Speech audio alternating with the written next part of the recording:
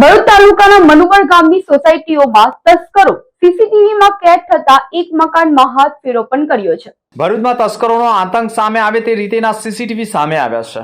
મનુબર ગામની આફરીન એપાર્ટમેન્ટમાં 37 નંબરના મકાનમાં દુકાન ચલાવનારને ત્યાં તસ્કરોએ હાથ ફેરો કર્યો હોય અને દુકાનમાંથી 40,000 રૂપિયાની ચોરી થઈ હોય અને સોસાયટીમાં લાગેલા સીસીટીવી ચકાસવામાં આવતા રહીશો સીસીટીવી કેમેરામાં કેદ ખૂંખાર અને ચડ્ડીધારી બુકાનીધારીઓ હાથમાં ચપ્પલ લઈને મકાનોમાં ફાંફા મારી ચોરીને અંજામ આપવાના પ્રયાસો કરી રહ્યા હોય તેવા દ્રશ્યો કેદ થતા સોસાયટીના લોકોમાં હવે રાત્રિએ ઘરની બહાર નીકળવું મુશ્કેલ બની ગયો હોવાનો અનુભવ થઈ રહ્યો છે।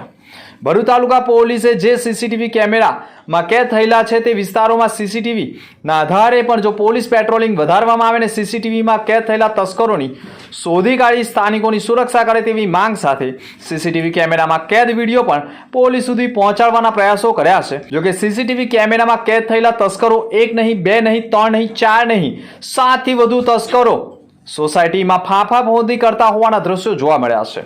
રિક્ષામાં પણ ડાફોડિયું મારતા હોવાના દ્રશ્યો સામે આવ્યા છે। જો આ સમયગાળા દરમિયાન સોસાયટીમાંથી ઘરમાંથી કોઈ બહાર નીકળે અને તસ્કરો જો હુમલો કરી દે તો સોસાયટીના રહીશોની પણ જાનહાનિને નુકસાન થઈ શકે તેવી સ્થિતિ છે। જોકે સીસીટીવી કેમેરાના આધારે પોલીસ આ બાજુ નાઇટ પેટ્રોલિંગ વધારે તસ્કરોને ઝડપી પાડે તેવી માંગ ઉઠી ગઈ છે।